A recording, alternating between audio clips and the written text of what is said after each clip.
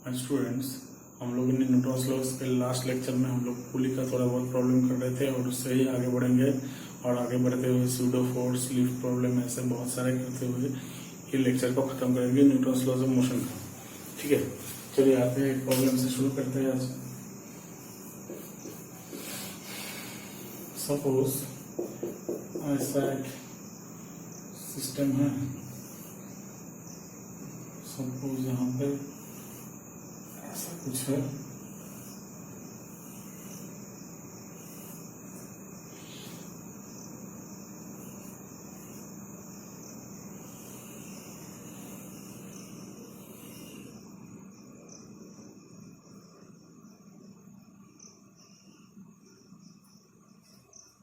थोड़ा क्लियर कर देते हैं।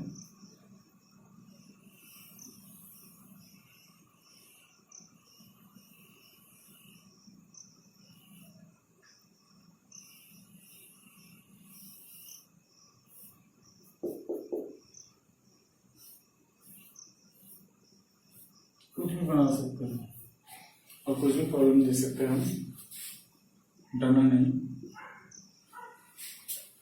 ठीक है, ऐसा अगर कुछ सिस्टम है और सपोज मास दे देते हैं, इसका कर दे देते हैं। सपोज मास देते हैं 10 किलो, इसका 5 किलो, इसका 10 किलो दे देते हैं।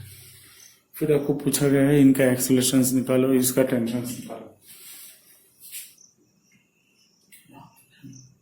ऐसा कुछ। तो इसको सबसे पहले कैसे हैंडल करेंगे? दो मेथड हमने सीखा है। एक टेंशन वाला मेथड सीखा है और एक वो जोड़ने कराने वाला मेथड है। तो सबसे पहले एक्सेलरेशन का डायरेक्शन मान लेते हैं, इसका A1 मान लेते हैं इस तरफ, इसका A2 मान लेते हैं ऊपर की तरफ, इसका A3 मान लेते हैं नीचे की तरफ। ठीक है, तो सबसे पहले यहाँ से चालू करते हैं। इसको हम दे देते हैं T, यहाँ पे दे देते हैं T, यहाँ पे T, तो यहाँ पे 2T। अच्छा, यहाँ से T से T 2T, अच्छा 2T और यहाँ 2T, ऐसा आ गया। तो यहाँ पे कितना लग रहा है? 100, मतलब 10G। एक्चुअली 10G को हम 100 ले रहे हैं क्योंकि G को हम हर जगह पे 10 मीटर पर सेकंड पर लिए है। ठीक है, और यहाँ पे मान लेते हैं सपोज 50 है, यहाँ पे मान लेते हैं 100 है क्योंकि 10G है। तो सबसे पहले देखिए यहाँ पे हम लोग इसके लिए अगर बात करते हैं, ये 10 के लिए, तो ये नीचे जा रहा है, मतलब 10G is greater then T, इसलिए नीचे जा रहा है। तो यहाँ पे 100 minus T equal to 10 into A1, ये पहले वाले के लिए। फिर दूसरे वाले के लिए ऊपर जा रहा है तो 2T ज्यादा है, 50 कम है इसलिए नीचे जा रहा है, ऊपर जा रहा है, मतलब 2T minus 50 equal to 5 into A2, 2T minus T minus 50 equal to 5A2। Question number 1। Question number 2, और तीसरे के लिए ये नीचे जा रहा है, मतलब यहाँ पे 100 है, यहाँ पे 2T है, 100 2T से ज्यादा है इसलिए नीचे जा रहा है। तो नेट डाउनवर्ड फोर्स कितना है? 100 minus 2T equal to 10A3। ये तीनों इक्वेशन। सबसे पहले देखिए हमारे यहाँ पे वेरिएबल कितना है? A1, A2, A3 और T, चारों वेरिएबल्स है। तो 4 इक्वेशन आना मैंडेटरी है, 3 तो आ गया। अब चौथा लाएंगे एक्सेलरेशन का रिलेशन। एक्सेलरेशन का रिलेशन सबसे पहले कैसे लाते हैं? यहाँ पे देखिए T ऊपर है, एक्सेलरेशन नीचे है, मतलब T इंटू -1 इसके लिए। अच्छा, इसके लिए 2T ऊपर की तरफ है, बॉडी भी ऊपर की तरफ जा रहा है, सो 2T इंटू A2, और यहाँ पे 2T ऊपर की तरफ है, A3 नीचे की तरफ, मतलब -2T इंटू कुल मिला के 0। So A1 -1 plus A2 equal to 0, 2A3 plus A1। ये टेंशन वाला मेथड से आ गया, चौथा इक्वेशन। और यहाँ पे अगर हम वो जोड़ने वाले घटने वाले मेथड लगाते हैं तो कैसे होता है? सबसे पहले देखते हैं, यहाँ पे A1 है, यहाँ पे A1 है और यहाँ पे कुछ नहीं है, यहाँ पे A2 है, यहाँ पे A3 है। सबसे पहले ये पूरा A3 से नीचे जा रहा है, ये पूरा एक रस्सी है, ये पूरा एक रस्सी है, तो ये भी ऊपर जा रहा है। तो यहाँ पे अगर A1 है और यहाँ पे अगर सपोज ये A2 से ऊपर जा रहा है, राइट, तो ये वाला हिस्सा भी A2 से ऊपर जा रहा है, तो यहाँ पे कितना होना चाहिए, यहाँ पे होना चाहिए A1 से नीचे जा रहा है मतलब -A1, और ये A2 plus A2 whole divided by 2, इसका एक्सप्रेशन होना चाहिए, राइट। और यहाँ पे ये जितना एक्सेलरेशन से ऊपर जाएगा ये भी उतना ही एक्सेलरेशन से नीचे आएगा, मतलब इसका नीचे की तरफ एक्सेलरेशन होगा A2 माइनस A1/2, राइट। अब यहाँ पे हम लोग पॉइंट्स को मार्क कर लेंगे, ये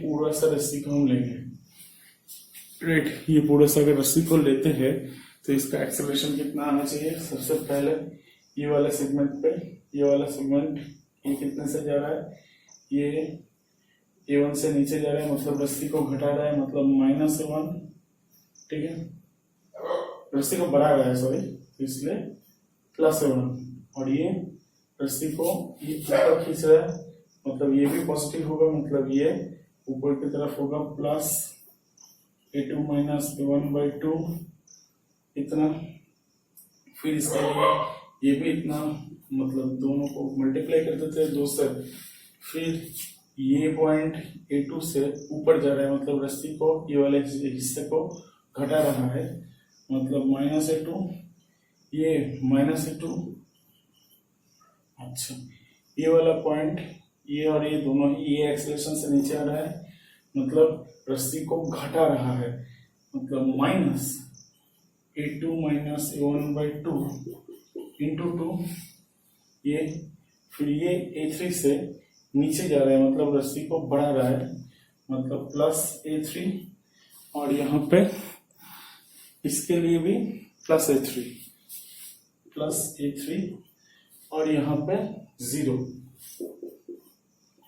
इक्वल टू 0, तो ये और ये गया काम से A1 minus 2A2 plus 2A3, right, A1 minus 2A2, अच्छा 2A2 यहाँ पे होना चाहिए, तो ये देखिए 2A2, तो यहाँ से देखिए A1 प्लस 2A3 2A2, ये आ गया अपना क्वेश्चन, राइट। तो आप जोड़ने वाले घटने वाले मेथड भी लगा सकते हैं, आप टेंशन वाला मेथड भी लगा सकते हैं, जो जिसमें आपका कोई भी प्रॉब्लम देख के डरना नहीं। देखिए यहाँ पे ये रस्सी को हम एक ऑब्जेक्ट मान लिए, तो यहाँ पे दोनों का A1 इसको कितना होगा, ये A2 से ऊपर जा रहा है मतलब ये पॉइंट भी A2 से ऊपर जा रहा है, तो हमने वो फॉर्मूला लगाया V1 प्लस V2/2, मतलब यहाँ पे ये क्योंकि ये नीचे जा रहा है इसलिए माइनस, और क्योंकि ये ऊपर जा रहा है ये प्लस, तो A2 minus A1 whole divided by 2, ये इतने से जा रहा है ये भी इतने से जा रहा है, राइट। तो ये 2 पॉइंट्स इतने सेम एक्सेलरेशन से नीचे जा रहा है, वो कंसेप्ट लगा के हम लोगों ने कर दी, राइट। और यहाँ पे आप टेंशन वाला मेथड भी लगा सकते हैं, कोई टेंशन वाली बात नहीं है, फटाफट हो जाएगा, ठीक है। देख लीजिए फटाफट, इसको अभी हम क्लियर करेंगे।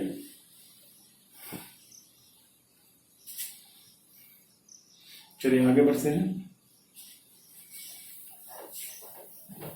इसका और एक सवाल करूंगा फिर आगे बढ़ूंगा।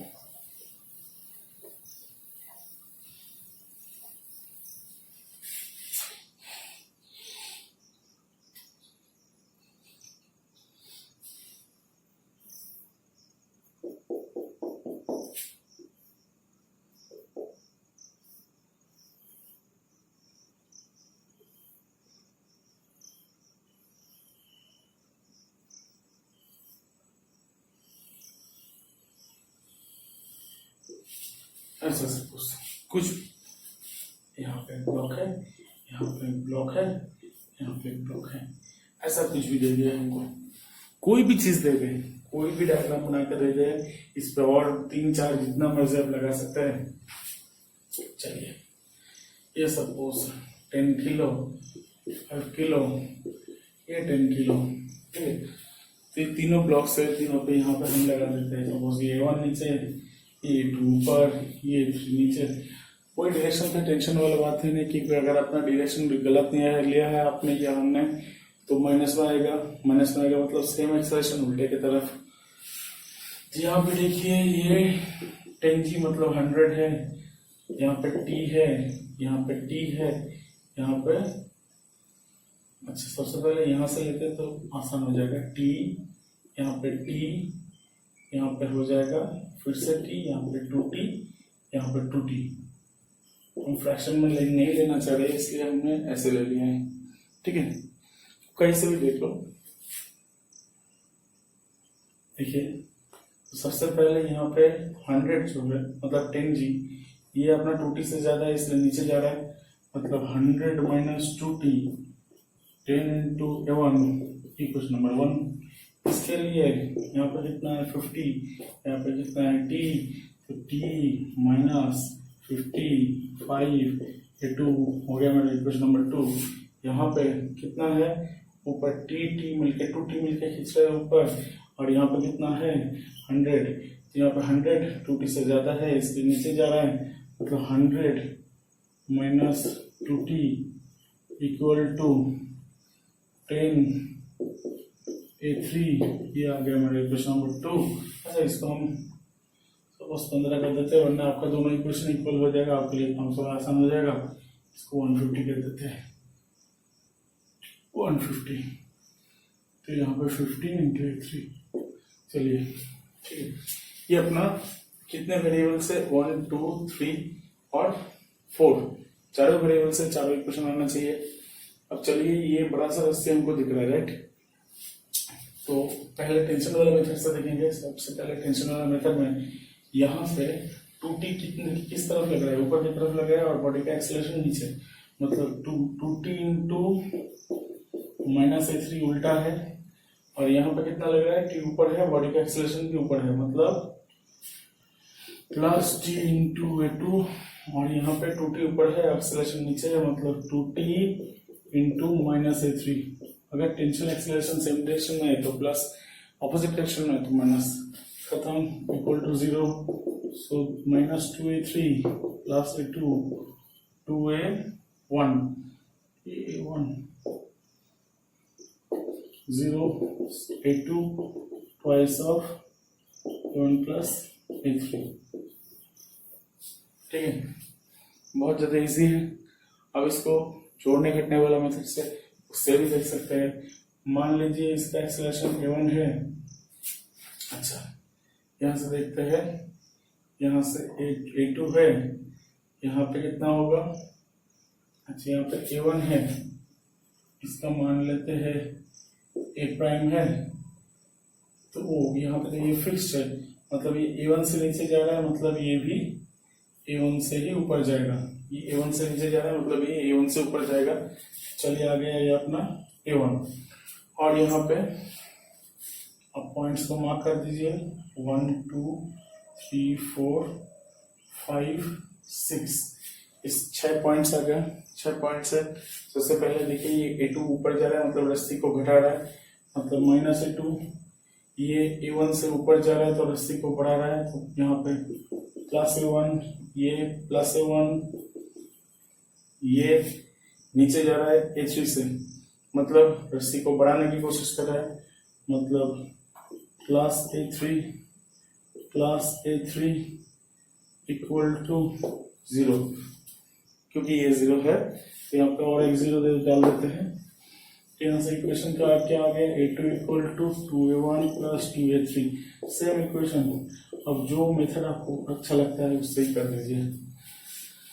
आप टेंशन वाले मेथड से कर सकते हैं, इस वाले मेथड से कर सकते हैं, जो आपको अच्छा लगे। हमने दोनों मेथड आपको सिखाया, ठीक है। चलिए आगे बढ़ते हैं।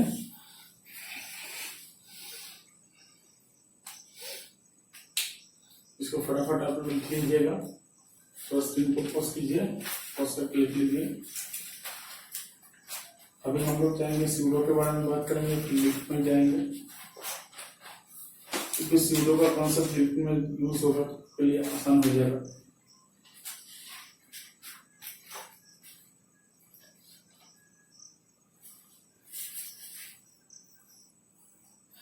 चलिए इसको क्लियर कर देते हैं हम।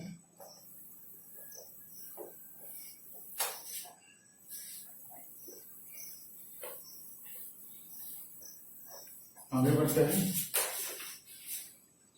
सबसे पहले हम लोग अभी बात करेंगे स्यूडो फोर्स के बारे में। स्यूडो फोर्स आप सबने बहुत अच्छी तरीके से फील किया होगा। सपोज आप किसी कार में बैठे हो, आप किसी बस से ट्रेवल कर रहे हो, राइट? तो बस अगर नॉर्मल वेलोसिटी से जा रहा है कोई प्रॉब्लम नहीं है, आप आराम से हो। लेकिन सपोज बस ने एक्सेलरेशन लिया है तो आपको एक झटका उल्टे तरफ महसूस होता है, राइट? उल्टी तरफ एक झटका लगता है, that is a pseudo force. यहाँ पे देखिए, ये pseudo force is basically non inertial reference frame का फोर्स। हमने रेफरेंस फ्रेम के बारे में थोड़ा बहुत बात किया था कि reference frame basically two types का होता है। एक है इनर्शियल, जिसको हम न्यूटोनियन भी बोलते हैं, क्योंकि जितने न्यूटन्स लॉज ऑफ मोशन है F इक्वल टू ma जितने हैं वो सारे ये रेफरेंस फ्रेम है। मतलब अगर बॉडी रेस्ट में है या बॉडी यूनिफॉर्म एक्सेलरेशन में है, मतलब रेफरेंस फ्रेम यूनिफॉर्म एक्सेलरेशन में है। मतलब ये सपोज ये रूम जो है, ये रूम अगर रेस्ट में है तब वैलिड है, या रूम यूनिफॉर्म वेलोसिटी से मूव कर रहा है तब वैलिड है। लेकिन अगर ये एक साथ एक्सेलरेटिंग मूवमेंट कर रहा है या रिटार्डिंग मूवमेंट कर रहा है तब ये वैलिड नहीं हो, तब उसको हम लोग बोलते हैं नॉन इनर्शियल और non Newtonian reference frame. Non inertial और नॉन न्यूटोनियन, यहाँ पे हम लोग बेसिकली स्यूडो फोर्स को देखते हैं। अच्छा, स्यूडो फोर्स क्यों नाम है इसका? स्यूडो फोर्स क्योंकि ये हमको फील आता है लेकिन दिखता नहीं है, राइट? सपोज आप कार में ट्रेवल कर रहे हो, सपोज ये कार में आप ट्रेवल कर रहे हो, यहाँ पे ऐसा एक फट्टा है, सपोज इसके ऊपर आप हो, यहाँ पे ये कार अगर ए एक्सेलरेशन से जा रहा है, ध्यान से सुनिएगा, ए एक्सेलरेशन से जा रहा है तो ये सेम एक्सेलरेशन, ये आप जो खड़े हैं सेम एक्सेलरेशन लगेगा उल्टे की तरफ। मतलब अगर आपका मास स्मॉल m है तो आपको उल्टे की तरफ सेम एक्सेलरेशन लग के एफ स्यूडो जो होगा ma, मतलब स्यूडो फोर्स होगा F pseudo equal to mass of body which is on the accelerating reference frame. मतलब ये जो है ये एक्सेलरेटिंग रेफरेंस फ्रेम है, इसके ऊपर जो बॉडी है वो फील कर सकता है। मतलब बस ने एक्सेलरेशन लिया, बस को स्यूडो नहीं फील हो रहा है, बस के ऊपर आप खड़े हो आपको स्यूडो फील होगा, उल्टे में सेम एक्सेलरेशन, जिसके लिए आपको झटका लगता है। बेसिकली ये स्यूडो फोर्स ही है जो कि आपके झटके का रीजन है। ठीक है, बात समझ में आ रहा है? आपको जो झटका लग रहा है अचानक से, वो जो फोर्स जनरेट हो रहा है that is called pseudo force, that is the mass into acceleration. So that is basically generated in the accelerating reference frame, यहाँ पे जनरेट होगा। और न्यूटन्स लॉज ऑफ मोशन को यहाँ पे अगर वैलिड करना है नॉन इनर्शियल रेफरेंस फ्रेम में, तब उनको स्यूडो फोर्स को लगाना पड़ेगा। ठीक है, बात समझ में आ रहा है? तो pseudo force basically accelerating reference frame में काम करेगा और जो ऑब्जेक्ट उसके ऊपर खड़ा है उस पे ऑपोजिट में काम करेगा। समझ में आया? क्लियर? चले इसको ड्रॉप करके इसका थोड़ा 2-3 एग्जाम्पल 2-3 सवाल करेंगे तो समझ में आ जाएगा। थोड़ा क्लियर करते हैं हम।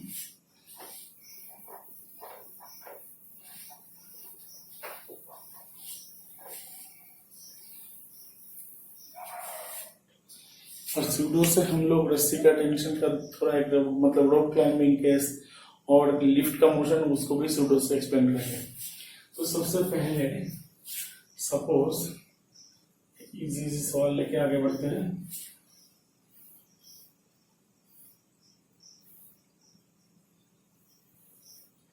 ये एक ब्लॉक है, यहाँ पे एक 2m है, यहाँ पे एक 3m है, यहाँ पे एक 4m है। ठीक है, अगर ये पूरा चीज रेस्ट में है तो आपको दिख रहा होगा कि ये 2m आगे जाएगा या 3m नीचे जाएगा, राइट। ऐसा प्रॉब्लम हमने किया है पिछले में।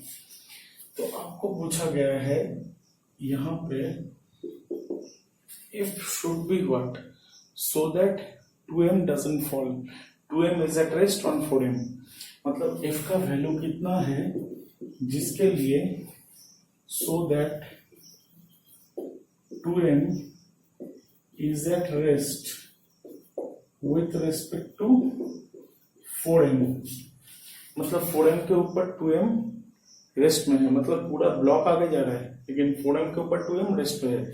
मतलब अगर यहाँ पे कोई आप जूम आउट होकर यहाँ पे पहुंच जाओ, यहाँ पे कोई चींटी पहुंच जाए तो वो चींटी देखेगा क्या कि ये ब्लॉक के ऊपर 2m पहले भी जहाँ पे था अभी भी वहां पे है, राइट। तो इसको हम लोग कैसे करेंगे? सबसे पहले ये पूरा सिस्टम को हम लोग पूरा एक मास मान लेते हैं। तो ये टोटल मास कितना है? 4m + 3m 7 और 2 9। तो यहाँ पे एक्सेलरेशन कितना लगेगा? a = F/9m। समझ में आया? इजी, बढ़िया, अच्छा लगा। फिर अभी देखिए यहाँ पे क्या क्या होगा। ये 4m जो है वो बेसिकली एक्सेलरेटिंग डिफरेंस फ्रेम है, उसके ऊपर यहाँ पे 2m है, राइट। तो वो उस पे सेम एक्सेलरेशन उल्टे की तरफ स्यूडो लगाएगा, दैट इज 2m है, इस तरफ होगा, राइट। और यहाँ पे तो नॉर्मल्स होगा, इसके बारे में हम बात नहीं कर रहे। यहाँ पे नॉर्मल है, यहाँ पे सेम नॉर्मल है इनटू, राइट, जो कि एक 2m का मास है जितना है, मतलब mg है उसको बैलेंस करता है इनटू ऐसा कुछ है, राइट। सॉरी सेम पेयर है, इसके बारे में हम यहाँ पे बात नहीं कर रहे।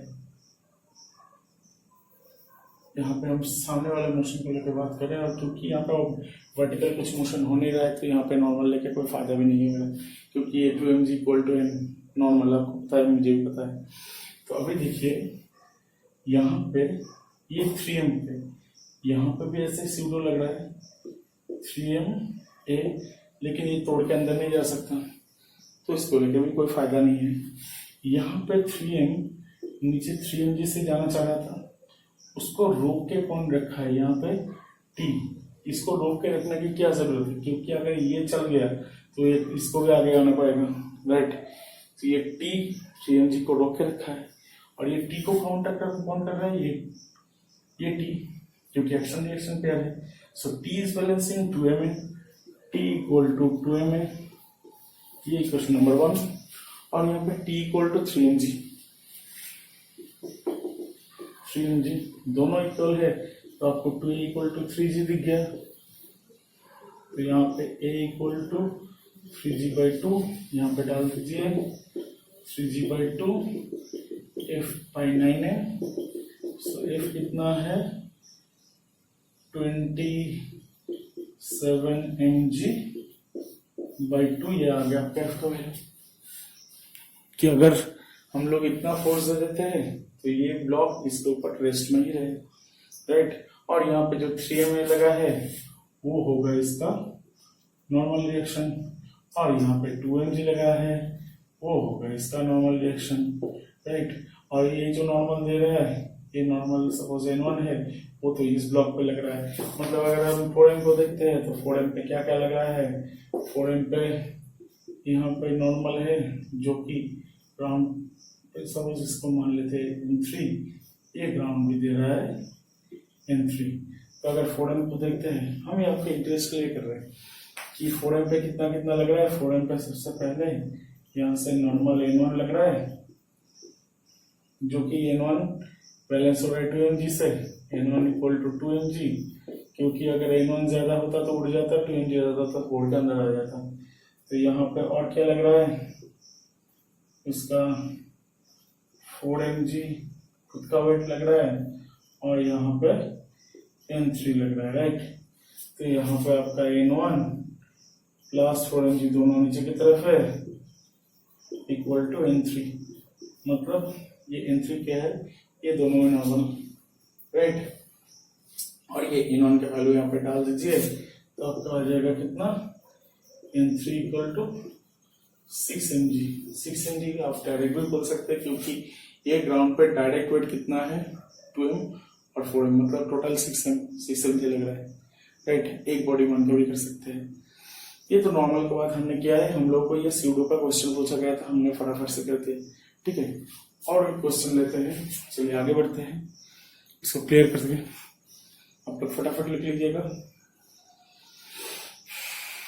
ठीक है। हम क्लियर कर रहे हैं।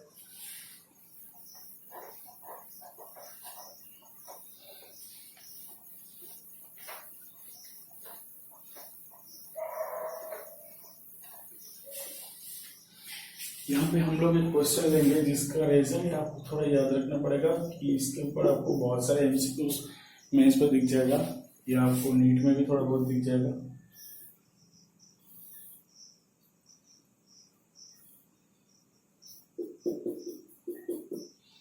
सपोज ये एम मास है, ये एम मास है, हमने कोई भी मतलब वैल्यू वाला मास नहीं लिया है ताकि आपको थोड़ा समझ में आ जाए। सीन क्या है, थीटा है, ठीक है। तो सबसे पहले ये एम का बेसिक टेंडेंसी क्या है, अगर फोर्स नहीं होता तब एम का बेसिक टेंडेंसी क्या है कि नीचे जी साइन थीटा से गिर जाओ, राइट। लेकिन आपको पूछा गया है कि आप ये कितना फोर्स देने से it should be what, so that M doesn't fall on M, M doesn't slip on M, मतलब इस पर गिरना जाए, ठीक है। तो सबसे पहले देखिए इस पे सीन क्या हो रहा है, यहाँ पे अगर फोर्स लगाएंगे तो यहाँ पर पूरा सामने एक्सेलरेशन ए लगेगा, तो ए लगेगा तो सीन क्या होगा, A equal to F by M plus M, ठीक है। तो ये एक्सेलरेशन लग गया, पूरा बॉडी एक को मास मान लिए। फिर यहाँ पे देखिए गौर से, यहाँ पे तो एम जी, यहाँ पे एम जी साइन थीटा। अब गौर से देखिएगा ये एम जो है, ये जो ट्राइंगल पूरा कैपिटल एम है जो, वो तो बेसिकली एक्सेलरेट कर रहा है और उसके ऊपर ये एम खड़ा है, राइट। तो ये small M is on accelerating reference frame and it will feel the same acceleration as of the accelerating reference frame in the opposite direction, which is generating the pseudo force, that is यहाँ पे ma generate हो रहा है pseudo force। ये अगर ma है तो यहाँ पे कितना होगा, ये थीटा है तो ma cos थीटा, तो ये ma cos थीटा और mg sin थीटा अगर इक्वल है तब ये स्लिप ऑफ नहीं करेगा, अगर ज्यादा होता तो स्लिप कर जाता, ठीक है। तो यहाँ पे देखिए M A cos theta equal to M G sine theta, तो यहाँ पे आपका ए का वैल्यू कितना आना चाहिए, जी टेन थीटा, राइट। आपको अगर 30 डिग्री दे दे, आपको 2 kg दे दे, 3 kg दे दे, 3 kg दे दे, 2 kg दे दे, 4 kg दे दे, 5 kg दे दे, कुछ भी आपको ये रिजल्ट याद रखना है, फटाफट से हो जाएगा, ठीक है। ये A equal to G ten theta आ गया तो आपका हो गया जी टेन थीटा, तो ये F upon M plus M, तो आपका हो गया F equal to M plus M G ten theta, ठीक है। बहुत ज्यादा इजी है, चलिए आगे बढ़ते हैं, इसको क्लियर कर देते हैं।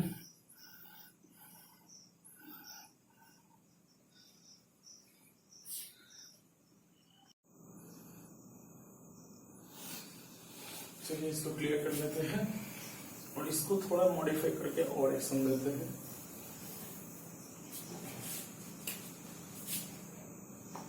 सपोज ऐसा कोई सम गिवन है,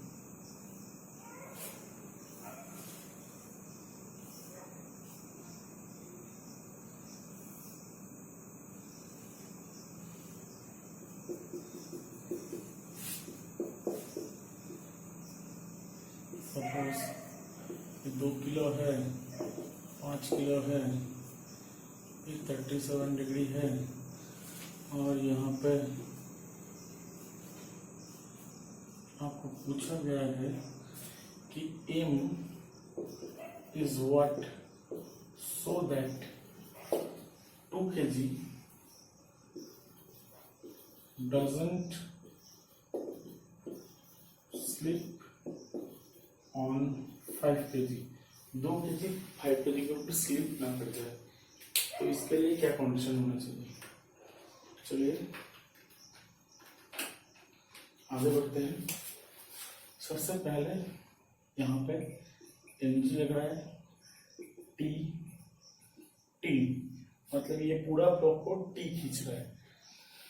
तो यहाँ पे सपोज ये a एक्सेलरेशन जनरेट हुआ है, ये अगर a एक्सेलरेशन है, अगर टाइट स्प्रिंग है तो यहाँ पे भी एक्सेलरेशन सेम ही होने वाला है, राइट। तो यहाँ पे ये अगर ये वेज एक एक्सेलरेटिंग रेफरेंस है क्योंकि इसके ऊपर फोर्स लग रहा है, तो उसके ऊपर ये 2 kg है, 2 kg पे सेम एक्सेलरेशन यहाँ पे 2a, तो यहाँ पे 2g sin 37 और यहाँ पे 37 2a cos 37, मतलब यहाँ पे 2a cos 37 और 2g sin 37 बैलेंस होने वाला है। या आप डायरेक्टली लिख सकते हैं a equal to g tan 37 ताकि ये स्लिप ना हो जाए, राइट। तो यहाँ से आप a डायरेक्टली भी लिख सकते थे, a equal to g tan 37। अगर आपको नहीं दिखा g इंटू 3/4, अगर आपको नहीं दिखा देन आप ऐसे इक्वल कर लो 2a cos 37 equal to 2g sin 37, 2a cos 37 2g sin 37, दोनों को इक्वल मार दो तो ये गया, तो a equal to g tan 37 g into 3/4, ऐसे भी आप लिख सकते थे, राइट। अभी यहाँ पे देखिए सबसे पहले तो अपना क्या आ गया कि t ने पूरा 7 किलो को खींचा है, सो t इक्वल टू 7 है, 7 इंटू g इंटू 3/4, सो 21g अपॉन 4, मतलब 210/4 मतलब 2, और यहाँ पे होगा 105 अपॉन 2, ये टेंशन का वैल्यू है इतना न्यूटन। तो यहाँ पे इनका वैल्यू कितना होना चाहिए, या यहाँ पे आप 21g/4 भी रख सकते थे। तो यहाँ पे mg minus T equal to ma, फिर a का जगह आप डाल दो m इंटू g 3/4, आपका आ गया t के जगह mg माइनस टी के जगह 105/2 m 10 3/4, जी की जगह 10 डाल दिए, यहाँ पे आप 10 डाल दो तो 10 m इंटू 10 कौन लिए 1 minus 3/4 equal to 105/2, that is your m into 10 into 1/4 5/2, 2 ने 2 को मार दिया, तो यहाँ पे m इक्वल टू 210/10 मतलब 21 kg, राइट। ये बहुत ज्यादा इजी है, आपको समझना होगा कि कौन सा इक्वेशन किसके लिए है। इसके लिए mg है ऊपर, t mg नीचे है, t ऊपर है, मतलब mg minus t equal to m डाल दिए, और t ने पूरा 7 किलो को खींचा है तो t इक्वल टू 7 डाल दिए, और एक जगह g 10 टाइम्स 37 हम डायरेक्ट भी डाल सकते थे फॉर्मूला में भी, मतलब डायरेक्ट डाल सकते हैं फॉर्मूला से, या आप ऐसे तोड़ लीजिए, आपके लिए इजी हो जाएगा, ठीक है। चलिए आगे बढ़ते हैं, इसको क्लियर करते हुए हम आगे बढ़ते हैं, ठीक है।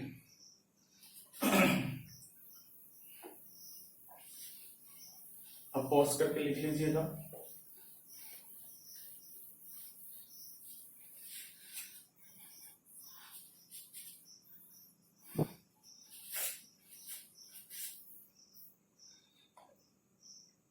सपोज ऐसा एक वेज है जो कि फिक्स्ड है, राउंड जैसा कुछ, यहाँ पे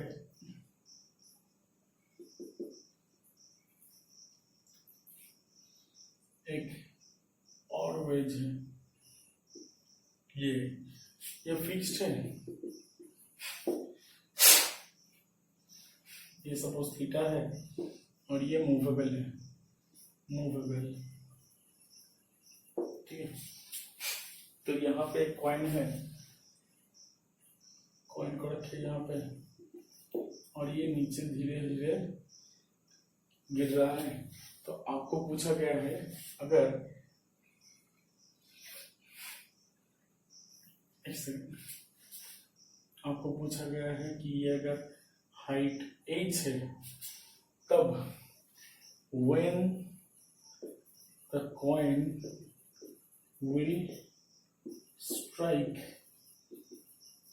the inclined plane,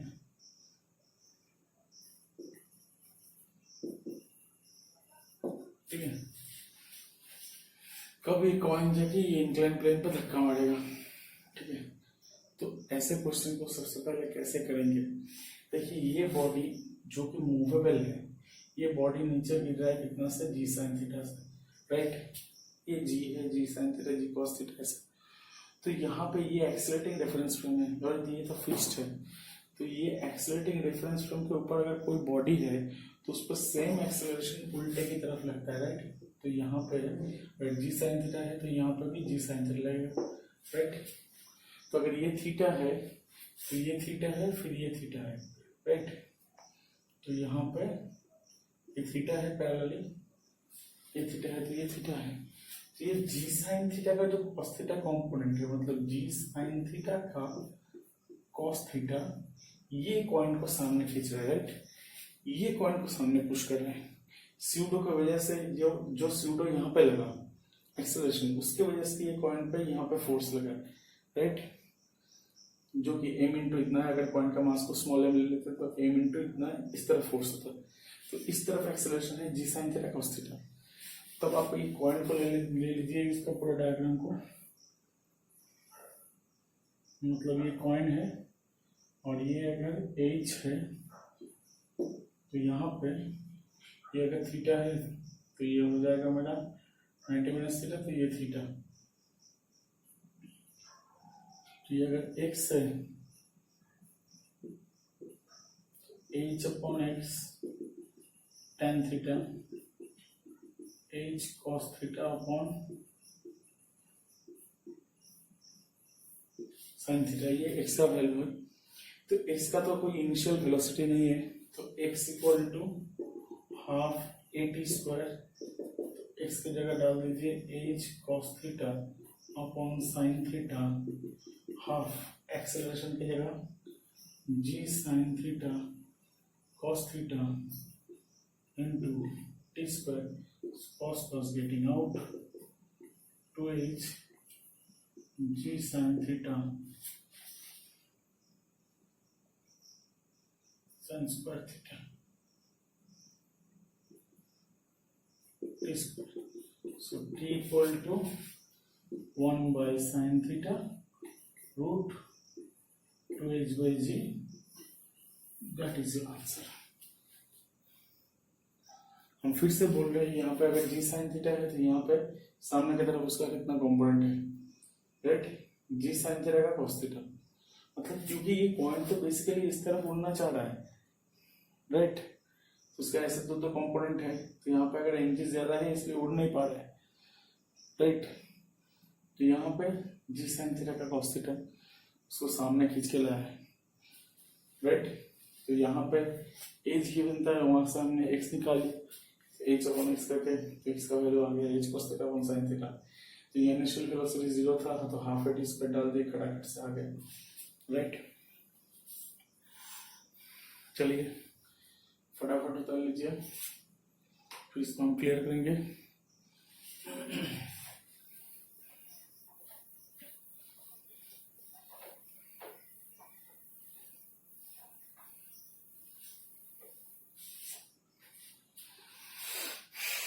देखिए और एक बहुत मेरा फेवरेट क्वेश्चन है,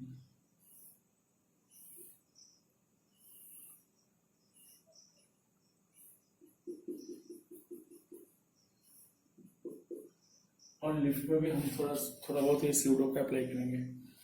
अच्छा, यहाँ पे ये m है, सॉरी 2m है, ये m है, ठीक है, ये थीटा है, तो ये सपोज A2 से जा रहा है, A1 से जा रहा है, ठीक है। तो आपको A1 और A2 का वैल्यू निकालना है, मतलब ये साइड में जा रहा है और ये ऐसे नीचे जा रहा है, ठीक है। तो find the values of A1 and A2, ये दोनों का वैल्यूज चाहिए आपको। सबसे पहले ये बेसिकली एक एक्सेलरेटिंग डिफरेंस फ्रेम है जिसके ऊपर ये बॉडी है, तो इस पे सूडो लगने वाला है, ये हमको सबसे पहले समझना है। फिर ये बॉडी का जो मोशन है उसका रीजन को ढूंढते हैं। ये m मास यहाँ पे सपोज n दे रहा है और यहाँ पे ये भी उसको n दे रहा है, ठीक है। तो ये अगर n है तो यहाँ पे देखिए, ये अगर थीटा है तो ये थीटा है, तो ये भी थीटा है। तो यहाँ पे ये 2m पे अगर देखेंगे, 2m के लिए अगर एक बीडी बनाएंगे तो 2m पे यहाँ पे लग रहा है n, तो यहाँ पे थीटा है, तो ये n cos theta, n sin theta, right. तो ये 2m पे ये n sin थीटा जो धक्का लग रहा है ऐसे, उसकी वजह से ये A1 जनरेट हो रहा है, राइट। और यहाँ पे n cos थीटा लग रहा है और यहाँ पे दूसरा कौन लग रहा है, इसका 2mg लग रहा है, राइट, 2mg, जो कि यहाँ का ग्राउंड उसको काउंटर कर रहे हैं, नॉर्मल रिएक्शन इस तरफ, ठीक है, इनटू। तो यहाँ पे n sin theta is basically responsible for the A1 acceleration horizontally, इसके वजह से यहाँ पे A1 एक्सेलरेशन जनरेट हुआ है। तो आप लिख सकते हैं n sin theta equal to 2m into A1, easy and simple. फिर ये m मास पे आते हैं, तो ये m मास पे देखिए, यहाँ पे एक्सेलरेशन A1 है, तो सूडो का यहाँ पे एक्सेलरेशन A2 है, सॉरी सूडो का A1 है, तो यहाँ पे सूडो सेम एक्सेलरेशन A1 है, राइट। तो अब m पे देखते हैं, m को अगर हम अलग से ड्रॉ करते हैं, यहाँ पे m को अगर ड्रॉ करते हैं,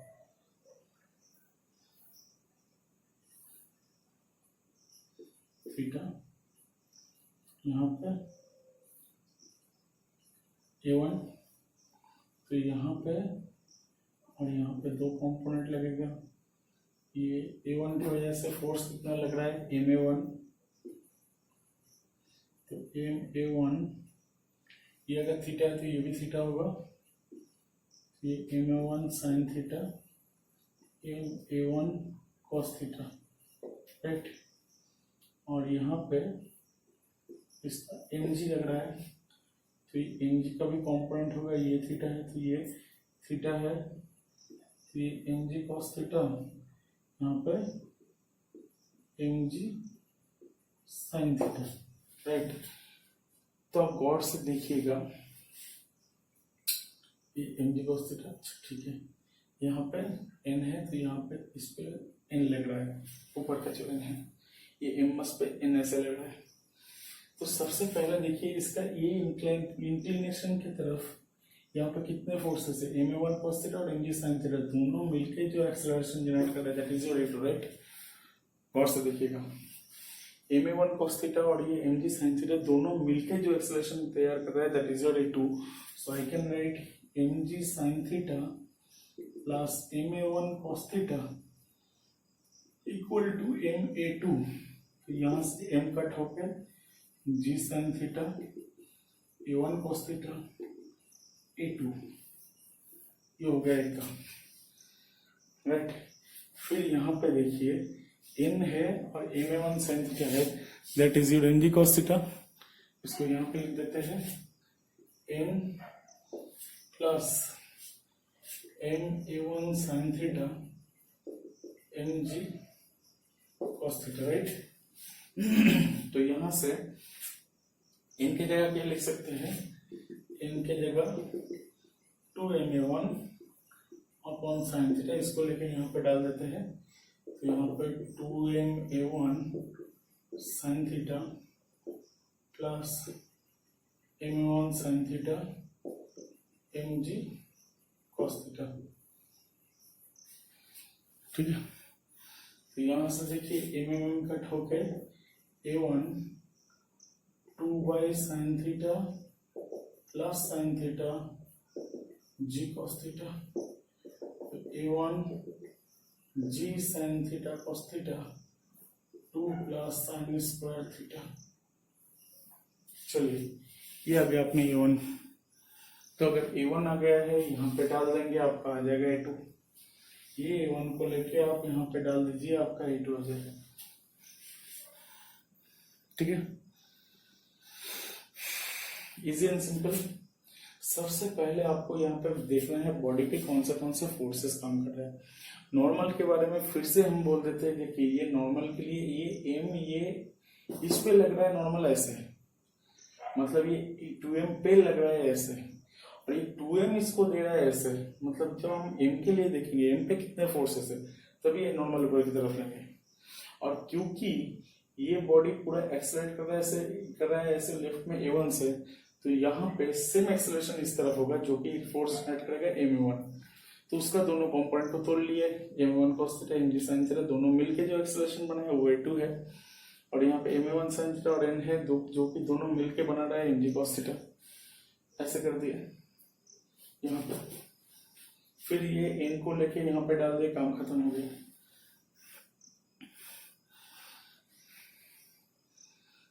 इजी एंड सिंपल। चलिए आगे बढ़ते हैं, एक और लास्ट इलस्ट्रेशन ले लेते हैं। बहुत ज्यादा इजी क्वेश्चन है, क्लियर कर रहे हैं हम इसको। आप थोड़ा पॉज करके लिख लीजिएगा मेरे साथ।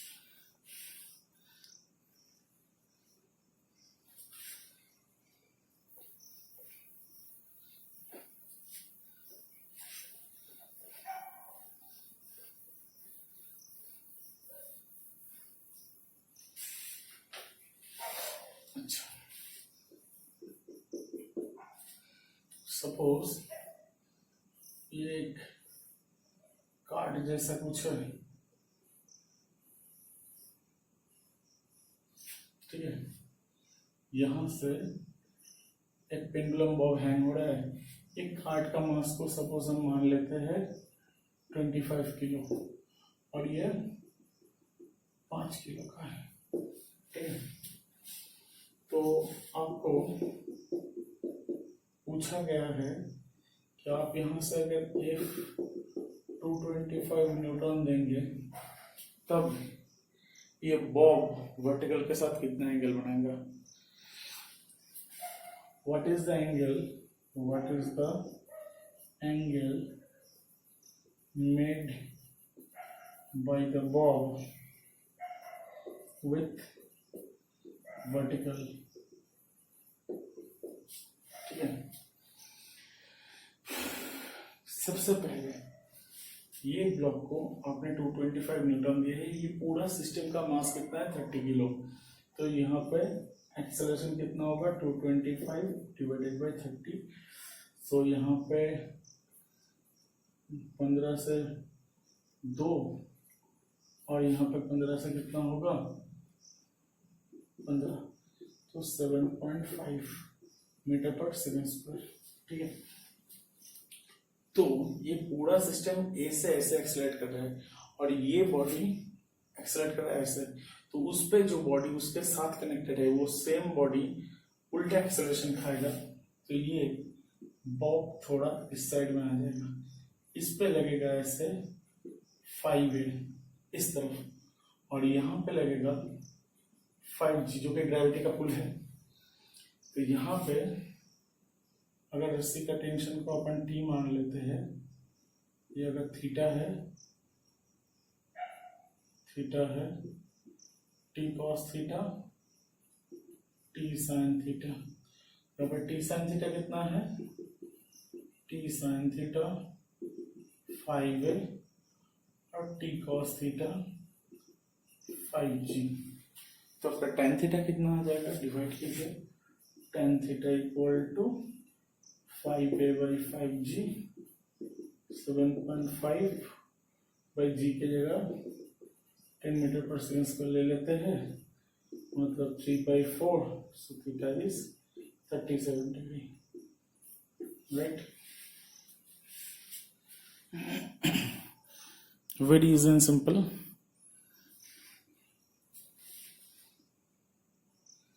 चलिए और थोड़ा आगे बढ़ते हैं।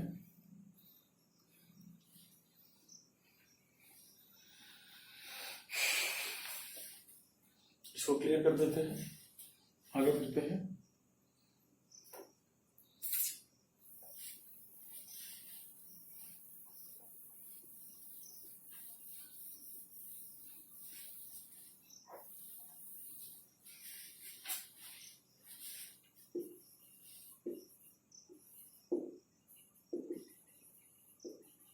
Rope climbing problem.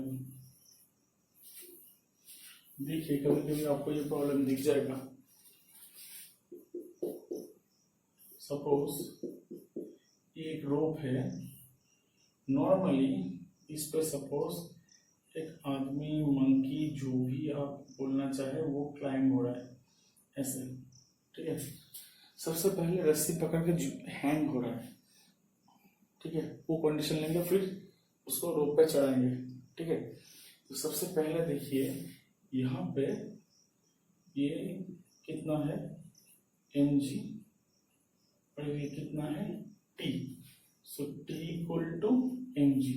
नॉर्मली अगर रोप को क्लाइंब करके रहा है ऐसे, ठीक है, फिर ये अगर रोप को ये एक्सेलरेशन से रोप पे ऊपर जा रहा है, तब क्या सीन होगा, मतलब इसको ऐसे ऐसे ऐसे पुल करना पड़ेगा, राइट। तो पुल कर रहे हैं, ठीक है। तो यहाँ पे ये mg जा रहा है नीचे, यहाँ पे रस्सी का टेंशन t, यहाँ पे ये t mg से ज्यादा होना चाहिए ताकि ऊपर जाए, right. So t minus mg equal to ma, so t equal to mg plus a, right.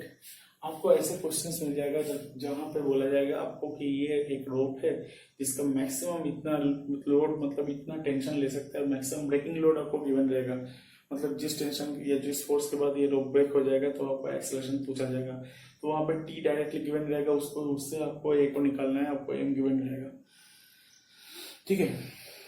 ये तो रस्सी पे कैसे चढ़ गया, ऐसा प्रॉब्लम आपको दिख जाएगा, ठीक है। आप यहाँ पे एक की जगह 2 आदमी लगा दीजिए, कोई टेंशन नहीं है, उसके उन दोनों के बीच और एक टेंशन जनरेट हो जाए, ठीक है। जैसे ब्लॉक पे ब्लॉक किए थे, यहाँ पे भी ऐसे हो जाएगा, राइट। चलिए इसको क्लियर करते हैं और आते हैं लिफ्ट पे, जो कि बहुत ज्यादा इंपॉर्टेंट है। मोशन इन लिफ्ट, उसको हम 2 पर्सपेक्टिव से सीखेंगे, एक नॉर्मली, दूसरा स्यूडो को लगा के, ठीक है, स्यूडो को लगा के।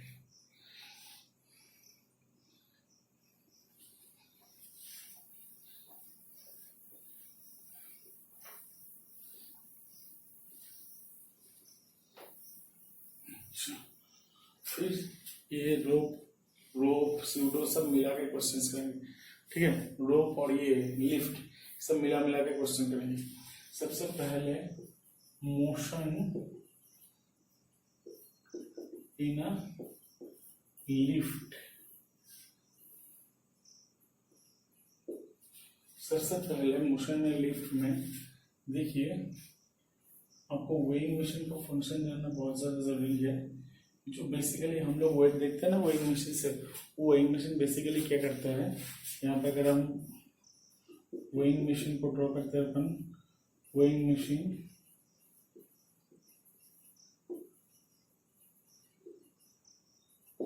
तो यहाँ पे ये आदमी नॉर्मली खड़ा है, तो यहाँ पे mg लग रहा है, और यहाँ पर नॉर्मल लग रहा है इंसान पे, रिएक्शन एक ही दे देते हैं वरना आपको कॉन्फ्यूजन है।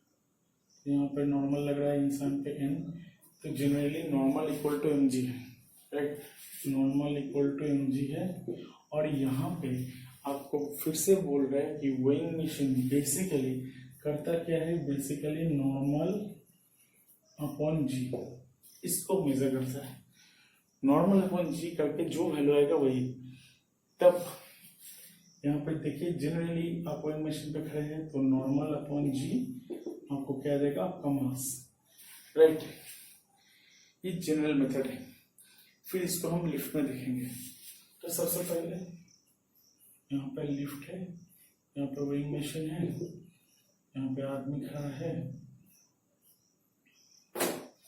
अगर लिफ्ट पे नॉर्मली खड़ा है तो सेम सिचुएशन है, M G equal to N है, इसके बारे में हम बात नहीं कर रहे। यहाँ पे अगर लिफ्ट ए से ऊपर जा रहा है, ए एक्सेलरेशन से ऊपर जा रहे हैं, तब सीन क्या होगा। सबसे पहले देखिए यहाँ पे नॉर्मल एन, यहाँ पे इंसान का जो वेट है एम जी, हम लोग वेइंग मशीन के मास को नेग्लिजिबल ले रहे हैं, मतलब वेइंग मशीन का जो खुद का मास है वो नेग्लिजिबल है, मतलब वो टेंड्स टू 0, ठीक है।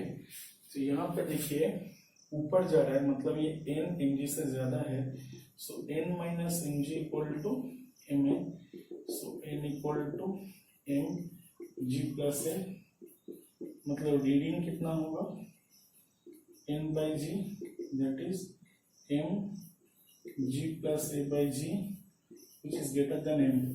इसलिए देखिए जब आप लिफ्ट पे चढ़ते हैं तो आपको लगता है कि आपका मस बढ़ गया है, क्योंकि आप नॉर्मली जो नॉर्मली को फील करते हो वो एम जी है, और आप यहाँ पे जो फील करें वो एम जी से ज्यादा है, इसलिए आपको लगता है कि आपका वेट बढ़ गया है, राइट। इसको अगर हम थोड़ा और ढंग से सोचेंगे, देखिए गौर से, lift is basically accelerating reference frame, right. So the accelerating reference frame कोई भी अगर बॉडी है तो वो सेम एक्सेलरेशन नीचे की तरफ खाएगा, राइट। तो अगर स्यूडो से बोलते हैं, अच्छा आप फटाफट इसको लिख लीजिए, हम थोड़ा क्लियर करेंगे।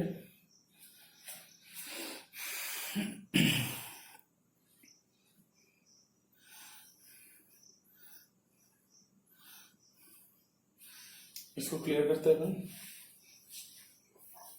देखिए दूसरा अप्रोच जो कि आपको शायद अच्छा लगेगा, कि यहाँ पे ये लिफ्ट है, लिफ्ट के अंदर ये वेइंग मशीन है, और यहाँ पे कोई भी आदमी ऐसे खड़ा है, ठीक है। तो ये लिफ्ट अगर ए से एक्सेलरेट कर रहा है, मतलब ये जो इंसान है वो एक एक्सेलरेटिंग रेफरेंस फ्रेम पे है, और जब ये एक्सेलरेटिंग रेफरेंस फ्रेम पे रहता है तब ये सेम एक्सेलरेशन नीचे की तरफ खाएगा, मतलब एम जी आएगा, राइट, मतलब एम ए आएगा, और ग्रेविटी का पुल तो है ही एम जी, वो तो आ रहा है, क्योंकि ये चीज पूरा एक्सेलरेट कर रहा है ए से, तो यहाँ पे ये सेम एक्सेलरेशन खाएगा एम ए स्यूडो, और यहाँ पे एम जी इसका खुद का वेट। लिफ्ट एक्सेलरेट कर रहा था, लिफ्ट के अंदर आप है, तो आप पे सेम एक्सेलरेशन उल्टा काम कर रहा है, दैट इज ए ऊपर है तो ए नीचे, और ग्रेविटी का तो जी फ्री का, that is being balanced by N, right, क्योंकि अगर एन बैलेंस नहीं करता तो तोड़ के नीचे आ जाता। So N equal to M G plus M, ठीक है। ये दूसरा अप्रोच है। इस सेम अप्रोच से हम, ये तो ऊपर वाले मोशन है, दूसरा मोशन मतलब नीचे वाले मोशन को भी एक्सप्लेन करेंगे, ठीक है। सो क्लियर करते हैं, फटाफट क्लियर करते हैं। अब थोड़ा पॉज करके लिख लीजिएगा।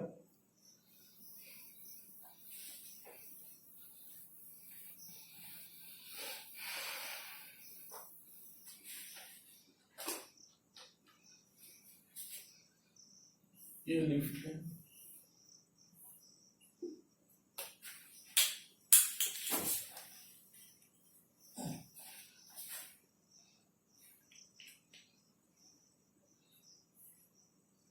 ये वेइंग मशीन, इंसान यहाँ पे है, तो यहाँ पे एक्सेलरेशन से नीचे जा रहा है, तो वही मशीन के मास को तो हमने नेग्लिजिबल ही लिया है। और ये आप ऐसे ही मान सकते हैं इंसान का वेट और मशीन का वेट टोटल मिला के लिए नेग्लिजिबल। और यहाँ पे mg, यहाँ पे n, और ये नीचे जा रहे हैं, मतलब ये mg n से ज्यादा है, तो mg minus n equal to ma। So n mg minus है, तो रीडिंग कितना है n by G, g minus a by which is less than m। इसलिए जब नीचे जाता है तब आपको लगता है अब थोड़ा हल्के हो गया, क्योंकि आपका नॉर्मल जो है वो mg से कम हो गया, राइट। तो चलिए इसको और थोड़ा ठीक करते हैं, स्यूडो अप्रोच से सीखते हैं।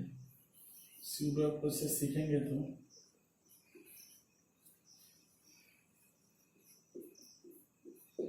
ये एक्सेलरेशन से नीचे जा रहा है, राइट। तो lift is accelerating down with A, so lift के ऊपर रहा इंसान वो सेम एक्सेलरेशन फील करते हुए सेम फोर्स खाएगा एम, फोर्स खाएगा एम में, क्योंकि वो सेम एक्सेलरेशन खाया है, उसका मास है एम तो एम है। और यहाँ पे तो फोकट का एम जी है ही, और यहाँ पे एन है, तो एन प्लस एम में टोटल मिलके एम जी को बैलेंस कर रहे हैं, राइट। तो एन कितना है एम जी माइनस है, राइट। देखिए एक जनरल प्रॉब्लम होता है, जनरली आपको समझ में नहीं आता है, यहाँ पे एम जी है एन है, तो आप ऐसे भी कर सकते थे कि यहाँ पे एम ए है, so M A plus M G equal to N, ऐसा कर सकते थे। क्योंकि अगर बॉडी टोटल मूवमेंट कर रहा है तो आपको टोटल फोर्स देखना है, ठीक है, ये गलती कभी नहीं दोहराना है। यहाँ पे क्यों हम इक्वेट कर रहे हैं एन और N plus M equal to M G को, क्योंकि ये स्यूडो है और ये टोटल मिलके एम जी को बैलेंस कर रहा है, ठीक है। हमने एक्सेलरेशन को भी काउंट कर लिया है, ये गलती कभी नहीं दोहराना है। हमने बहुत बार देखा है बच्चों से ये गलती होता है, इसलिए हमने बोल दिया है। फिर देखिए यहां से और एक चीज हमको बताना है कि अगर लिफ्ट का केबल काट हो गया है, मतलब लिफ्ट तो किसी भी केबल से जुड़ा हुआ है, अगर लिफ्ट का ये केबल काट हो गया है, किसी ने काट दिया हो, ठीक है, सीजर से काट दिया हो या कुछ भी से काट दिया हो, तब ये ए इक्वल टू जी हो जाएगा, मतलब फ्री फॉल हो जाएगा। अगर लिफ्ट फ्री फॉल कर रहा है, मतलब ए इक्वल टू अगर जी हो गया है, तब क्या होगा, तब आपका N for free falling, N equal to M G minus G, 0, right. Normal reaction 0। क्यों नॉर्मल रिएक्शन 0? हम एक चीज इससे पहले हम लेक्चर में बोले थे कि अगर किसी भी इंसान के सर पे कुछ देके वो अगर हवा में कूद गया तो उसको नॉर्मल का फीलिंग नहीं आएगा। क्यों? क्योंकि दोनों सेम एक्सेलरेशन से आ रहा है, दोनों सेम एक्सेलरेशन से आ रहा है, तो टच में है या नहीं है समझ में नहीं आ रहा है। सपोज मान लीजिए रूम अगर मेरे साथ, मेरा तो ग्रेविटी है जी, मतलब मेरा एक्सेलरेशन जी है, सेम एक्सेलरेशन से रूम में नीचे चलने लगे तो मुझे कभी वेट का फीलिंग ही नहीं आएगा, राइट। दोनों के दोनों सेम एक्सेलरेशन से आ रहा है, मतलब टच में है या नहीं है समझ में नहीं आ रहा है, right. Same situation, free falling, दोनों के दोनों सेम एक्सेलरेशन से आ रहा है, राइट। ये भी जी से जा रहा है, ये भी जी से जा रहा है, राइट। तो यहाँ पे नॉर्मल रिएक्शन 0 हो जाएगा। और अगर इसको काट के और ज्यादा एक्सेलरेशन दिया जाए, मतलब अगर इफ ए ग्रेटर देन जी, मतलब ज्यादा मोर देन ग्रेविटी से अगर हम इसको नीचे ढकेल देंगे तब क्या होने वाला है, तब देखिए N M G minus, right. So यहाँ पे ए ग्रेटर देन जी है तो minus M A minus G, मतलब ये नेगेटिव आने वाला है। नॉर्मल नेगेटिव मतलब क्या है, नॉर्मल नेगेटिव कब हो सकता है, जब टच छूट गया हो, राइट। ये पहले हमने डिस्कस किया था टच छूट गया हो, राइट, मतलब ये हवा में चलने लगेगा, क्यों चलने लगेगा। मान लेते हैं हम जी से जा रहे हैं, मतलब सपोज हम 10 से, मतलब मेरा जो एक्सेलरेशन है वो 10 है, ये बिल्डिंग सपोज 15 से नीचे जाने लगा, मतलब ये 15 से जा रहा है एक्सेलरेशन, ये मैं 10 से जा रहा हूँ, तो धीरे धीरे धीरे धीरे हम लोग का क्या गैप बढ़ता हुआ जाएगा, और गैप बढ़ता हुआ जाएगा तो क्या होगा, मुझे लग रहा होगा मैं हवा में उड़ रहा हूँ, राइट। सपोज एक बॉक्स है, एक बॉक्स में ऐसे आपने एक चीटी को रखा है, चीटा को रखा है, रख के अचानक से मोर देन ग्रेविटी से आपने खींच दिया, तब ये box more than gravity suppose 20 से आपने खींचा नीचे, 20 एक्सेलरेशन दे दी, तो ये चीटी तो बेसिकली जी से गिर रहा है, तो चीटी का 10 है और इसका 20 है, तो दोनों के बीच गैप बढ़ता हुआ जाएगा, तो चीटी को क्या फीलिंग होगा, चीटी को क्या लगेगा कि मैं हवा में उड़ रहा हूँ, राइट। तो ऐसे होते होते कभी ना कभी जाके यहाँ पे जाके धक्का खाएगा सीलिंग पे जाके। सेम सिचुएशन यहाँ पे होने वाला है कि अगर ए ग्रेटर देन जी है तब दोनों के बीच गैप बढ़ता जाएगा और इंसान को लगेगा हम उड़ने लगे, उड़ते उड़ते उड़ते उड़ते उसके साथ जाकर सीलिंग ऑफ द जो लिफ्ट है उसके साथ टकरा जाएगा। ऐसे सिचुएशन को हम लोग बोलते हैं सुपर वेट लेसनेस, ठीक है।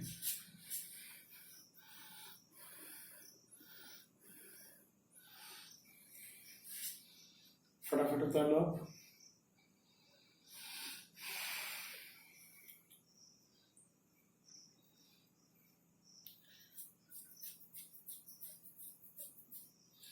अच्छा,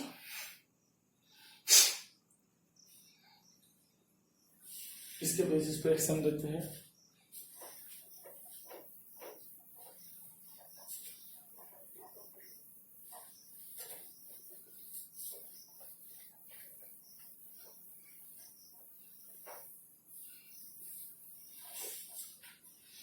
देखिए सपोज एक लिफ्ट है जिसका लेंथ है सपोज 80 मीटर, ठीक है। अच्छा, यहां पे एक बोल्ट है,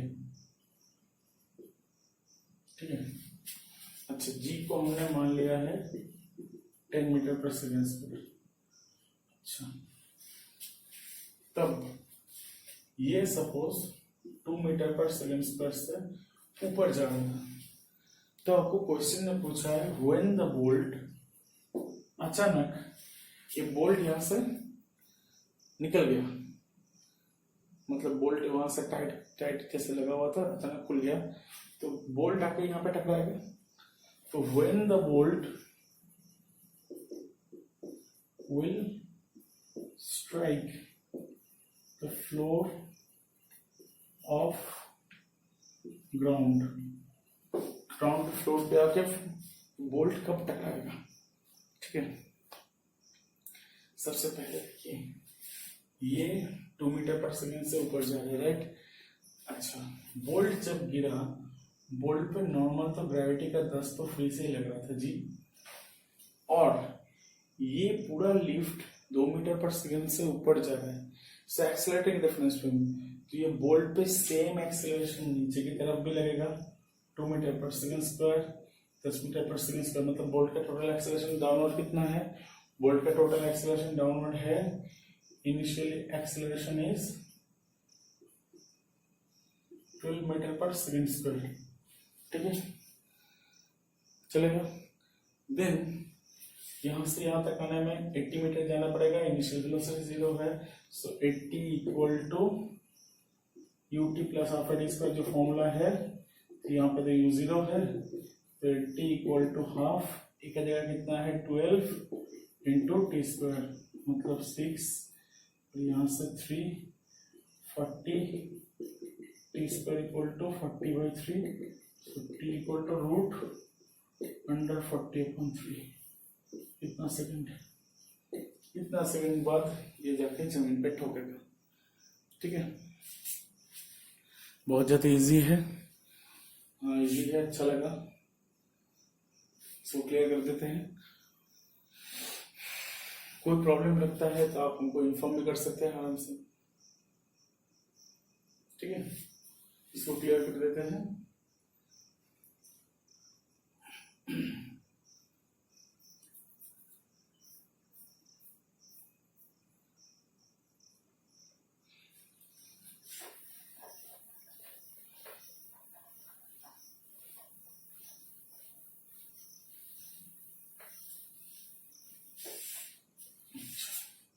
सबसे पहले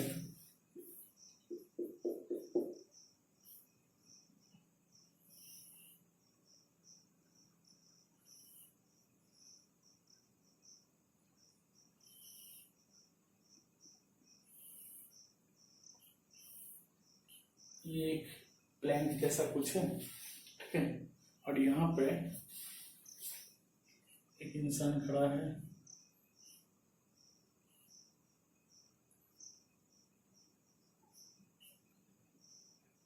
इसका मास m मान लेते हैं, इसका मास m मान लेते हैं, ठीक है।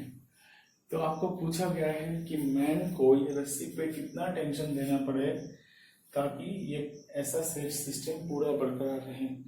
सो P इज व्हाट, मतलब मैन को कितना टेंशन देना पड़े ताकि ये पूरा सिस्टम पूरा बैलेंस पे रहे, ठीक है। मतलब कोई ऊपर भी जाए ना कि नीचे भी गिरे ना। देखिए सपोज मैन खींचने लगेगा तो ये प्लैंक ऊपर जाएगा, राइट, पूरा सिस्टम ऊपर जाएगा, और ये मैन अगर रस्सी को छोड़ते हुए जाएगा तो ये नीचे जाएगा। तो ऐसा कुछ नहीं हो रहा है, ऊपर भी नहीं जा रहा है, नीचे भी नहीं जा रहा है। सिर्फ एकदम सिंपलेस्ट एग्जांपल। तो आपको टेंशन मतलब मैन को कितना फोर्स लगाना पड़ेगा। तो सपोज यहाँ पे मैन का फोर्स, मैन ने F लगाया, या F मतलब है T, F equal to T, man ने जितना लगाया है, राइट, ये T है, तो यहाँ पे कौन था T और यहाँ पे T, ठीक है। तो सबसे पहले हमको देखना है कि किन पे कितना फोर्स लग रहा है। सबसे पहले मैन नीचे कितना दे रहा है N, और मैन को लग रहा है N, राइट। तो मैन को अगर देखते हैं तो यहाँ पे अगर मैन को ड्रॉ करते हैं, मैन ऐसा है, तो मैन पे ऊपर लग रहा है T, ऊपर लग रहा है N, और मैन का वेट mg नीचे की तरफ है, राइट। तो ये दो, ये बैलेंस हो रहा है, वरना मैन ऊपर जाता है या नीचे आता, राइट। तो T प्लस N mg है। अब ये प्लैंक पे आते हैं। प्लैंक पे क्या क्या लगा? सबसे पहले ये प्लैंक है, ये प्लैंक पे ऊपर लग रहा था T, ठीक है। फिर ये मैन के ऊपर जो नॉर्मल है, और मैन के लिए जो नॉर्मल है, मैन के लिए जो N है वो नीचे लगा, और ये खुद का वेट ये mg भी नीचे है, राइट। मैन का जो नॉर्मल था वो पेयर नीचे है N, जो कि M पे लग रहा है। तो यहाँ पे देखिए T N plus mg, so T minus N equal to mg। तो इसके साथ ले लेते हैं T minus N equal to mg, तो आपका T का वैल्यू आ गया 2T M plus M into G, so T equal to M plus mg by 2। आ गया टेंशन। और आपको अगर नॉर्मल पूछा जाएगा, ये T को लेकर यहाँ पे डाल दीजिए, आपका नॉर्मल आ जाएगा, राइट।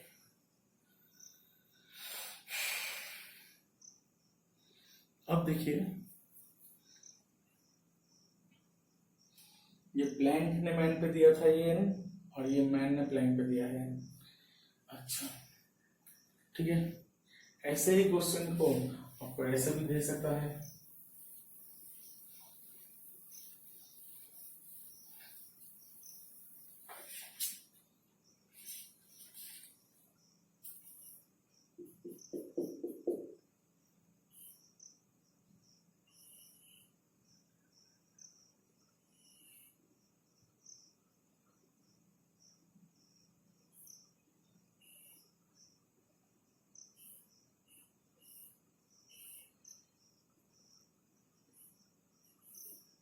सेम क्वेश्चन है, थोड़ा गेटअप चेंज हो गया।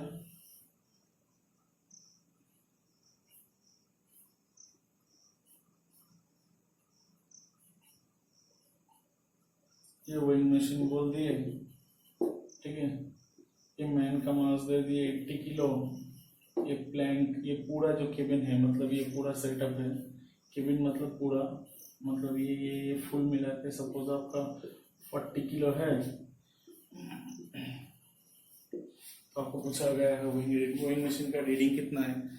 तो अब इसको कैसे कर सकते हैं, यहाँ पे टी ले लीजिए, यहाँ पे टी ले लीजिए, तो यहाँ पे मैन पे ये एन और ये एन सेम एक्सप्रेशन, मतलब जेरोक्स है। यहाँ पर टी प्लस एन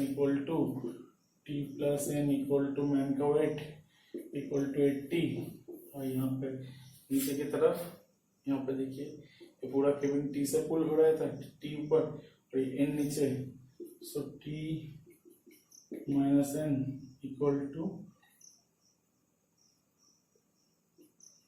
80G और ये 40G। तो आपको यहाँ से कैलकुलेट करते हैं, आपका टी भी आ जाएगा, एन भी आ जाएगा, फिर एन बाई जी कर दीजिएगा, रीडिंग आ जाएगा, ठीक है। ऐसे आपका टी का वैल्यू आ जाएगा 60G और एन का वैल्यू आ जाएगा 20G। सो रीडिंग कितना आ जाएगा, एन बाई जी मतलब 20, मतलब वेइंग मशीन पे आपको लगेगा कि मैन का वेट सिर्फ 20 kg है, ठीक है।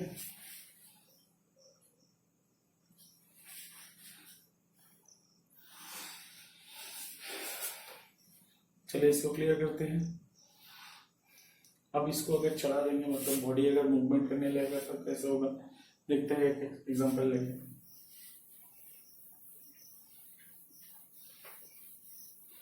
टेंशन वाला कोई सीन है ही नहीं यहाँ पे।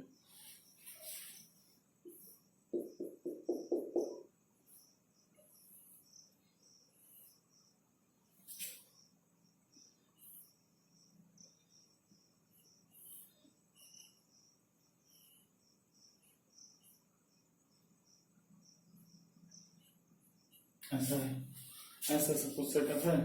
आपको सपोज मैन का वेट है 80 किलो, चलिए 80 किलो, और ये प्लैंक का वेट है 10 किलो, और यहाँ पे आपको बोला गया है ये पूरा 2 मीटर पर सेकेंड स्क्वायर से नीचे जा रहा है। जी का वैल्यू हर जगह पे, तो हम 10 ही ले रहे हैं और हम फिर से मेंशन भी नहीं कर रहे हैं। तो अब क्या होगा, यहाँ पे टी या एन और इसका 80G, मतलब यहाँ पे मैन पे देखिए, मैन क्या हो रहा है, मैन पे ऊपर लग रहा है, तो मैन है ऊपर लग रहा है टी, ऊपर लग रहा है एन, नीचे लग रहा है 80G। तो ये इसके साथ साथ ये मैन भी तो सेम एक्सेलरेशन से जा रहा है, तो मैन के लिए कितना होगा, एम ए मतलब 80 इंटू ए, तो T plus N minus 80G 80A, मतलब एक जगह आप 2 को डाल दीजिए एक्सेलरेशन, ठीक है। फिर ये प्लैंक के लिए देखिए, प्लैंक के लिए क्या हो रहा है, यहाँ पे एन, यहाँ पे टी, यहाँ पे इसका खुद का 10 इंटू जी मतलब 100। तो यहाँ पे देखिए ये 2 मीटर पर सेकेंड स्क्वायर से ये भी जा रहा है, तो इसके लिए देख लीजिए, इसके लिए क्या होगा, टी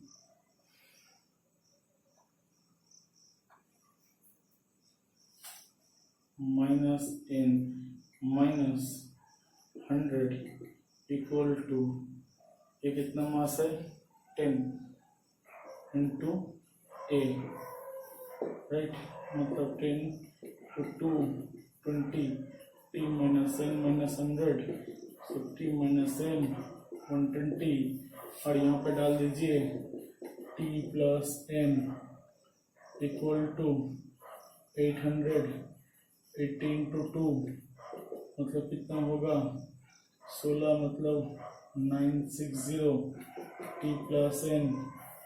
चलिए यहाँ पे डाल देते हैं, तो आपका टी माइनस एन और टी प्लस एन हो गया 120, सो टी हो गया 9 10 540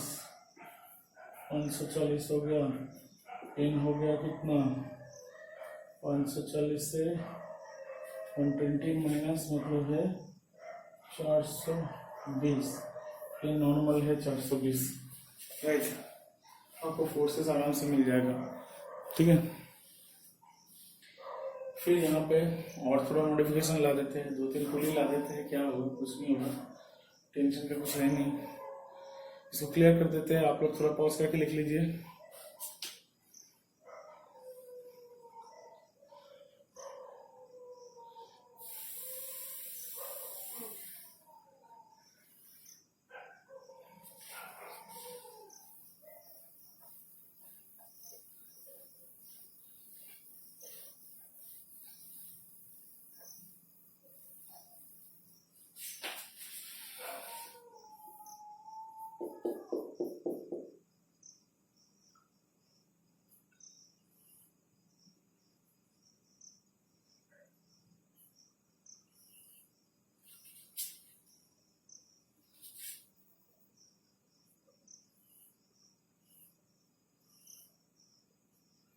एक इंसान है जो इसे दोनों हाथ से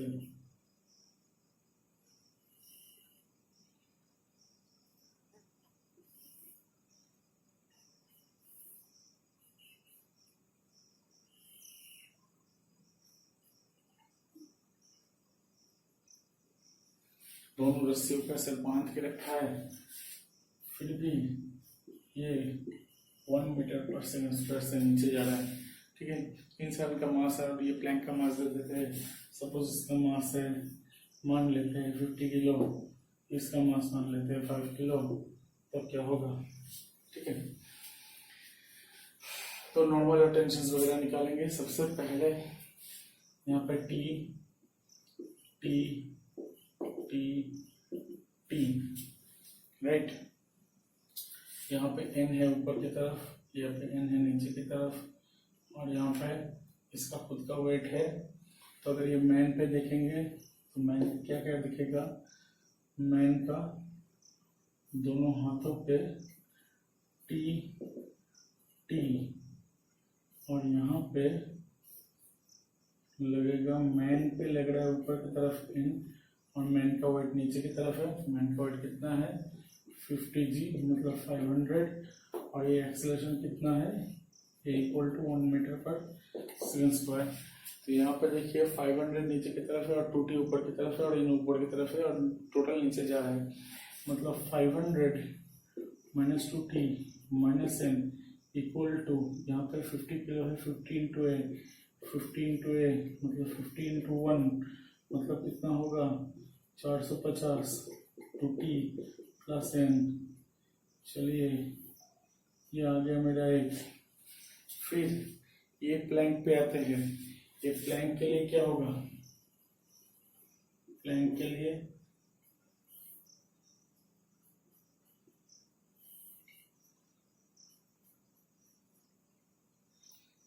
लिए यहाँ पे 5 किलो है और यहाँ का n लग रहा था, और ऊपर कितना 1 2t से खींच रहा है, 2t से खींचा जा रहा है t, और यहाँ पे t, और यहाँ पे उसका वेट के लिए 50 मतलब 5g, और ये 1 है, तो यहाँ पे 1 metre acceleration equal to 1 metre पर सेकंड स्क्वायर, ठीक है। तो इसमें क्या होगा 50 माइनस 2t प्लस n मतलब 50 plus n minus 2t equal to 5 into 1 sorry 5 into 1 5 kilo है, तो यहाँ पे कितना होगा 45 2t माइनस n। चलिए यहाँ पे डाल देते हैं 45 2t माइनस n, तो यहाँ से आपका 40 आ जाएगा, 40 equal to 495, so t equal to 495 by 4 इतना न्यूटन आ गया, फिर डाल दीजिए, आपका एन आ जाएगा।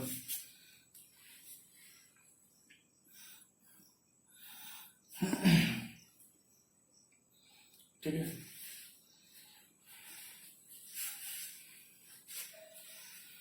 ये लेक्चर को मैं यहाँ पे अभी कंक्लूड कर रहा हूँ। फिर अगले लेक्चर में हम स्प्रिंग और इम्पल्स को लेकर थोड़ा बात करेंगे और रॉकेट प्रोपल्शन पे बात करेंगे, तो शायद हम लोगों का एनएलएम का लेक्चर खत्म होगा। ठीक है, चलिए इसको खत्म करते हैं। आप लोग फटाफट लिख लीजिएगा।